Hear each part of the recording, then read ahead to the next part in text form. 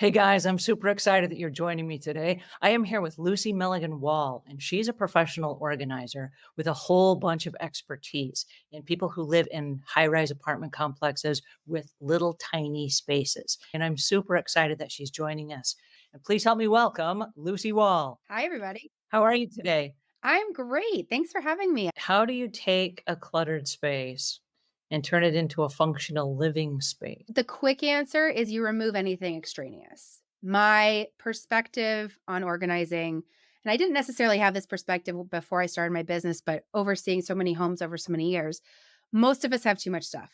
Whether or not you think that you have an issue with chronic disorganization or hoarding, we all have too much stuff. I have too much stuff. Like I go through my house like at least once a year, if not more often.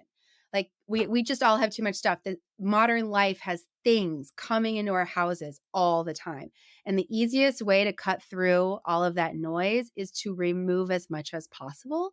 So when I'm working with a client, my index of suspicion is very high for every object. Do we really need this? What does it mean? What does it mean to you? What do you use it for? What do you use it with? Where do you use it? How often? Like I'm asking these very detailed questions because I want people to understand what I truly need and what I'm used to having around are two very different things. And I think that's true for a lot of us because we've had something for so long, it's become a part of our culture. And we think that because we've always had it here, we always need it here. Mhm. And the concept of just because you had something in your house for 20 years doesn't mean you need to keep it there for another 20, even if you've never used it. That's right. That's right. And there's something that our brains do called chunking. You may have heard it when it comes to numbers, like when you memorize a phone number, like you chunk the three sections of the phone number. We chunk Uh-huh. objects. So a pile of clutter, your brain is seeing that as one object and it's seeing it as one terrifying object. So what I do is break it down into separate little pieces, which makes each decision lower stakes, less difficult, and working through it that way can help. So when a customer says, I know that I need to get rid of some stuff and I'm willing to do it, what do you do when maybe the spouse says, I'm not willing and I'm not ready? Yeah, so that I see that a lot. That happens all the time.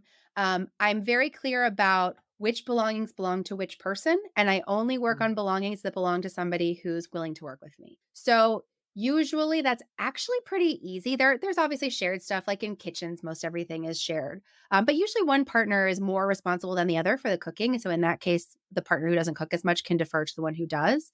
But yeah, I'm very big on boundaries when it comes to organizing. I don't believe in organizing someone else's stuff, whether they're your spouse, they're your parent, they're your child. It takes away people's autonomy and it does not make them want to participate in the process.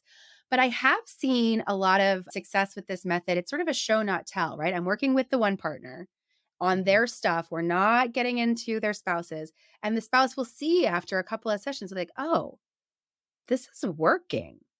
Maybe I'm going to change my mind. Maybe I do want to work with you after all. Not all the time. I'm not saying that's a guarantee, but I have seen it happen. Well, it's interesting you bring that up because my husband and I are going through something similar. And we both come from families with hoarding tendencies. Mm. And our house, I want to say our house is immaculate in that it's really tidy and everything has a place. But if you open the closets, there's way too much stuff in there. It's all organized and we have a space for everything, but we don't need everything. Hmm. And every year we go through everything and we get rid of like half of it. And then I don't know why, but it like reappears. Oh, yeah. Um, and so on Saturday in the Clutter Corner group, we started getting rid of stuff every Saturday. We'd make a Saturday donation run. We do it as a group. And so I, with along with everyone else, put a box at the top of my stairs. And throughout the week, when I'm using something, I'm like, am I really using this? Or is this the first time I've used it in 8 or 10 years? It goes inside the box because I probably won't use it for another 8 or 10 years. And my husband would walk through and he would pick stuff out of the box. I go, Uh-huh. no, I'm keeping this. So I was like, okay, if you're not ready to let it go, that's fine. But I remember every Saturday putting it in the car, no matter how much is there, putting it in the car and taking it away. It's gone. And so one day I'm in the trunk of the car and I'm putting the box and he comes running out with a whole bunch of stuff. Wait, wait, don't leave. Is this the Saturday drop off? And I was like, whoa, like something's happening here. Yeah. That's awesome. Like you said, it was just the osmosis of, oh, this is what we're doing now. And although he didn't want to participate, he was like that jump rope game where they watch the rhythm and like, okay, I'm ready to jump in now. Yeah. Definitely. And you're normalizing it. You're making it not such a big deal and not such a fraught thing. it becomes like, okay, if we let go of one thing, two things, five things, it's not going to materially disrupt life. And then that becomes more accessible. Tell us about the normalizing process. That's something that some of us are not familiar with. How does that work? Yeah. So if you've never done this process of decluttering before, it can seem very intimidating and like a very big project. And so one way to break it down is to do a little bit at a time, exactly like you were saying. And I think it's helpful, especially for parents, to start doing that because then you're going to normalize that for the kids in the home. Because Mhm. a lot of it's very developmentally appropriate for kids to cling to their stuff and be like, this is mine. It's part of them trying to practice autonomy, trying to exercise some control in a world where they have very little control. So often I will see parents go, okay, I can't take anything away from my kid because this is really important to them. So that's why I say normalizing getting rid of stuff in your life and they will watch that and then it will seem less scary in their lives. I always tell my parent clients just model what you want them to do because we all know if you've ever sworn in front of a toddler, they're going to pick that right up. So, what about people who hang on to stuff because they think, well, I'm going to need it someday? Yes, the just in case. So I think that there is power in removing unknowns. A lot of the just in case fear is fear of the unknown. I'm going to wake up one day and be ill equipped, and that's scary. So, in order to remove those unknowns, I ask a lot of questions. So, the first question is just in case of what? What's the scenario that you would need this for?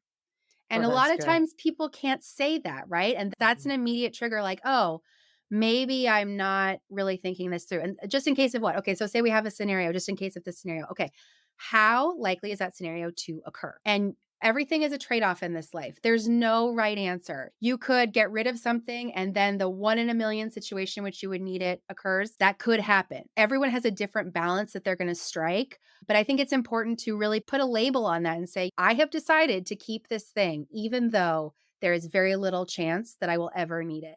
And as long as you know that and you made that Mhm. decision, I'm okay with that. What I'm not okay with is making the decision by default because you didn't want to think about it. So it's just in case of what? How likely is this situation to occur? If this situation does occur and I did get rid of this thing, do I have anything I could use instead? So thinking about That's possible good. substitutes because you have a limit for the amount of storage that you have in your home. Everyone does. And I have been in some really big houses. They also have a limit. And you cannot keep everything. And as many people know, if you are trying to keep everything just in case, when that just in case occurs, you can't find the thing. So then you might as well not have kept it in the first place, right?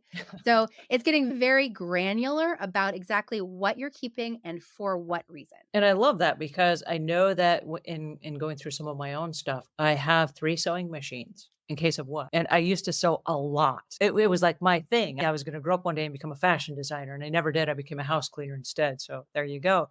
But I was hanging on to these sewing machines just in case. And so as I went to get rid of them, my husband says, "What if we have some altering we have to do? Let's save it just in case." And then I realized and I had to go through this exact process that you're talking Yeah. about where I had to walk myself through in the event that I have pants that need to be altered or whatever, what am I most likely to do? I'm most likely to outsource it to someone else that does this all day, every day for a living. I don't have time. Yeah. Second of all, my eyesight is not what it once was. And so to see the little tiny threading of the needle and to watch the little stitches and everything. Yeah, I've got reading glasses and I can magnify it a little bit, but I don't have the same desire, the same patience, the same anything that I used to have. So is it really possible that I'm going to need not 1, but 3 sewing machines? And the answer is absolutely not. How many do I need? Should I save 1 just in case? Well, am I ever really going to use it? The answer is probably not. So let's Yeah. get rid of it because I've been saving in order to have the sewing machine, you got to save all the thread, you got to save all the Yes. bobbins, all the needles, the scissors, all the stuff that goes with it.